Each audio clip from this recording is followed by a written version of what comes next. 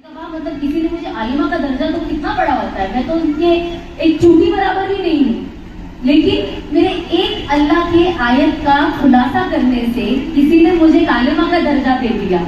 तो जब आप अल्लाह के दावत के लिए निकलोगे तो कितनी बड़ी बात होगी। जब मैं बैंगलोर गई थी, मैंने 6 रोजे लगाए, 3 दिन की जमात में मैं गई थी। एंड आई रिमेम्बर वहाँ पे बहुत अच्छी आलिमा अबाव से मेरी मुलाकात हुई, जो लुलू मैम की, वहाँ पे बहुत बड़ा उनका मदरसा है, उनकी आई थिंक भाभी से मैं मिली थी। तो वो मुझे बता रहे थे, बोले पता है एक इंसान की जन्नत कितनी बड़ी होती है, जो सबसे आखिरी जहन्नम से निकलेगा ना, उसकी जन्नत की दुनिया कितनी बड़ी है, उसकी 7 गुना ज्यादा होगी। तो आप सोचिए नेक इंसान की जन्नत क्या होगी, जो दीन को सही से फॉलो करेगा उसकी जन्नत क्या होगी। तो आलिमा आपा ने बताया, आपको पता है क्या है, जो इंसान दीन की दावत करेगा उसकी जन्नत, इसकी जन्नत जो 7 गुना ज्यादा होगी कंपेयर टू दावत करने वाले की जन्नत ऐसी होगी जैसे कांटे का रेशा। इतना मतलब उसकी जन्नत इतनी छोटी होगी जो हमें इतनी बड़ी लगेगी। मतलब दावत का काम अल्लाह को इतना पसंद है। और दावत का ये मतलब नहीं है यहाँ आज इधर बैठी हूँ, मेरे सामने 100 का मजमा हो या हजारों का, नहीं, आपके घर में आपकी औलाद के साथ भी जो तालीम है ये भी दावत है ना। आप अपने बच्चों के साथ, अपने घर वालों के साथ, अपने दोस्तों के साथ जो भी दीन की बात करते हो ये भी दावत है।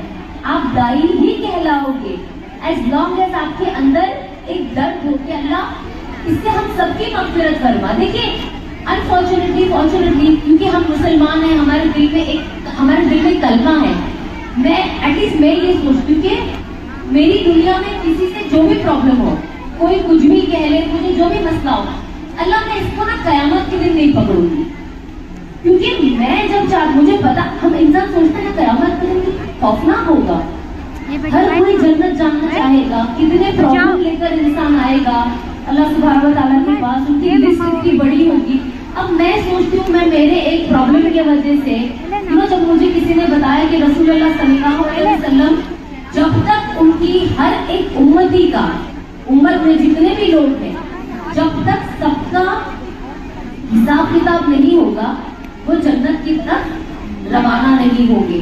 तो मैंने सोचा अब मैं इतनी गुनाहगार होने के बाद मैं रसूलुल्लाह सल्लल्लाहु अलैहि वसल्लम को रुकाऊंगी, क्योंकि मुझे इस इंसान से मसला है। तो उस दिन मैंने डिसाइड किया कि अल्लाह दुनिया में कोई कुछ भी कर ले, कयामत के दिन मैंने किसी को नहीं पकड़ना है।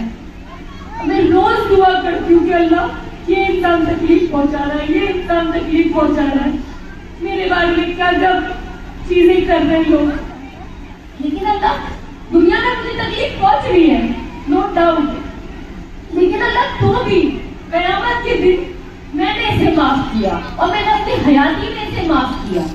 क्यों? क्योंकि मुझे उस इंसान से ज्यादा ना मेरे नबी से लगाव है, और मैं नहीं चाहूंगी कि मेरे वजह से मेरे रसूलुल्लाह सल्लल्लाहु अलैहि वसल्लम का वक्त जाया हो कयामत के दिन कि अरे सना को इसका भी हिसाब देना है, इसका भी हिसाब देना है, इसका भी नहीं, मुझे नहीं देना है।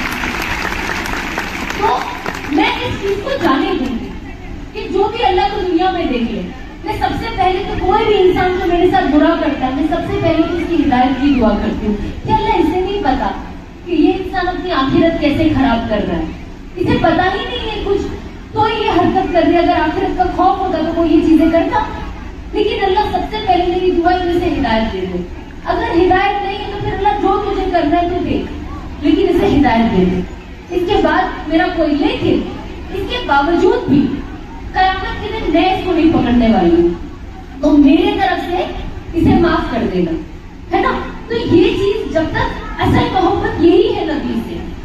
ये बहुत छोटा सा मैंने एक एग्जाम्पल दिया जो मेरे दिल में आया, और ये छोटी छोटी हमारे दिल में चीजें कब आती है, जैसे कभी मेरी बहन है मेरे लिए कुछ बना के लाती है, जैसे मैगी बना दिया, कुछ बना दिया, उसमें केचप में हार्ट बना दिया, ये मैटर करता है। ये छोटी छोटी मोहब्बत का इजहार है। आप तो मिक्स करके खा जाने वाले हो, लेकिन ये छोटी छोटी जो चीजें होती है ना, ये आपके दिल में रह जाती है। यही छोटी छोटी मोहब्बत हमें अल्लाह सुब्हानहू व तआला के लिए और हमारे प्यारे नबी के लिए क्रिएट करनी है कि हम कैसे ہمیں راضی کرے, ہم ان کی قربانیاں دیکھیں. کیا نہیں ہوا, کہتے نا انسان دنیا میں عزت کے لیے بھوکا ہے نا, کہتے ہیں نا میری عزت میری عزت, ہمیں اپنی عزت کی پڑی ہوئی ہے. رسول اللہ صلی اللہ علیہ وسلم کو سلام کا جواب تک نہیں دیا جاتا تھا, اور ہم اپنی عزت کی بات کرتے ہیں.